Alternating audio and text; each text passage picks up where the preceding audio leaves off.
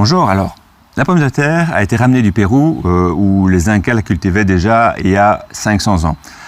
Fin du XVIIe siècle, la population française connaît la famine et un concours est organisé pour trouver des solutions pour pouvoir nourrir les Français. Et c'est Parmentier qui va gagner ce concours en proposant la pomme de terre comme solution. Alors au début, la petite histoire raconte que les Français n'en voulaient pas parce qu'elle était considérée comme toxique. Et c'est vrai que la tomate, si on la laisse en pleine lumière, elle va avoir tendance à verdir et elle va produire de la solanine qui est un poison. Et donc, savez-vous comment Parmentier a réussi à faire accepter la pomme de terre par les Français ? Eh bien, c'est avec la complicité du roi qu'il a fait entourer et garder un champ de pommes de terre par les soldats. Et aux yeux de la population, la pomme de terre était devenue quelque chose de très précieux et pendant la nuit, on venait les voler. Et à partir de là, elle a commencé à être très recherchée et puis cultivée. Donc si vous avez un peu d'espace disponible au jardin, si vous avez envie de commencer à produire une grosse quantité de légumes, eh bien la pomme de terre c'est un incontournable. Alors également si vous voulez gagner donc une certaine autonomie. Parce qu'une pomme de terre, ça peut donner entre 2,5 et 5 kg au mètre carré. Donc c'est vraiment un rendement exceptionnel. Alors il est encore trop tôt pour la planter. Par contre, c'est le bon moment pour aller chercher vos plants, car il est utile de les faire pré-germer avant la plantation, qui aura lieu plutôt en avril.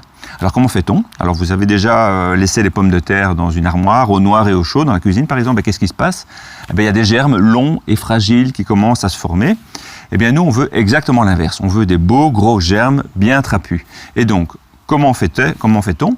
Eh bien, on va les placer simplement au frais et à la lumière. Par exemple, moi, je les mets dans mon grenier, derrière une fenêtre, pendant 1 mois ou 2, avant de les planter au jardin.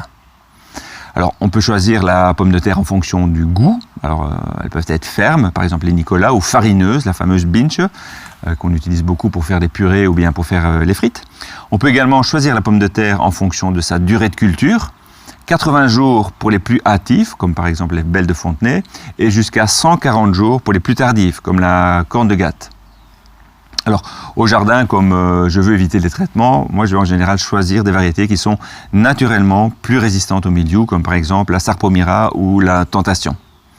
Et oui, la pomme de terre, elle est sensible au mildiou. En plus, elle est parfois grignotée par des doryphores. Et donc, malheureusement, au niveau industriel, il faut savoir que ça fait partie des légumes les plus traités, jusqu'à une quinzaine de fois sur la saison, avec des herbicides, des insecticides, des fongicides, des antigerminatifs.